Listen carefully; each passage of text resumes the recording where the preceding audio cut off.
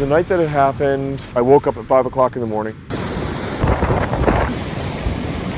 At the time, I didn't know what was happening. I immediately headed out to my house on the river. And that's what led me to be there at 7 in the morning. And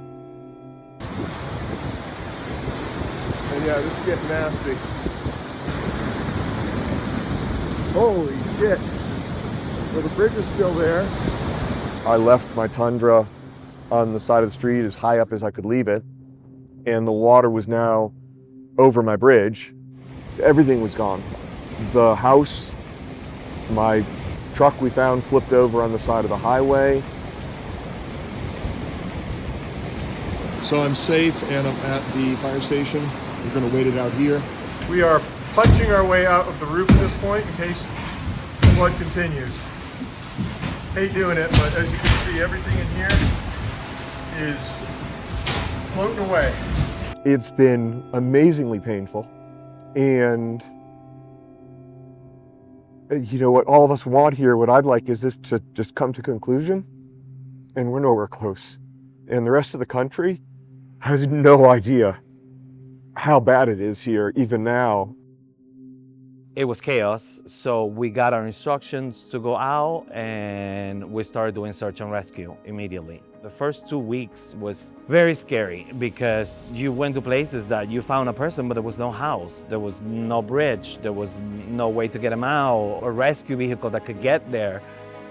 That is the water line from the flood of the North Toe River. It's 5.5 feet.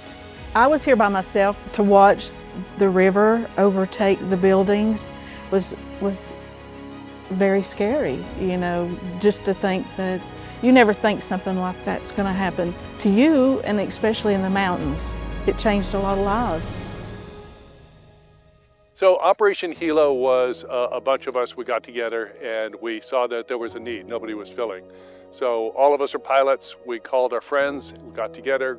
We learned quickly that in times like this, the aviation community especially, they want to help, and the community, it rallied. I mean, we had helicopters all the way from Wyoming. The immediate need was saving people and getting people out of the area because nobody else was doing it. Since then, we focused more on getting people into some housing. We've all delivered RVs and campers up to people here.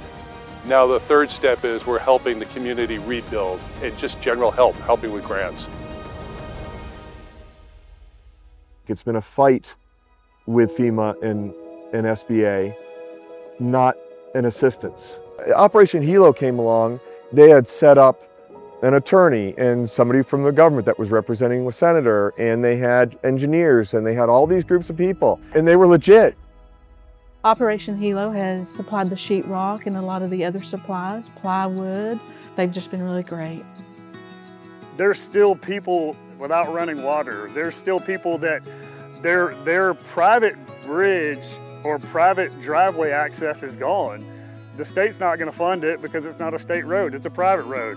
What's happening in Western North Carolina, people are still living in tents and in other kinds of dwellings that are not their homes.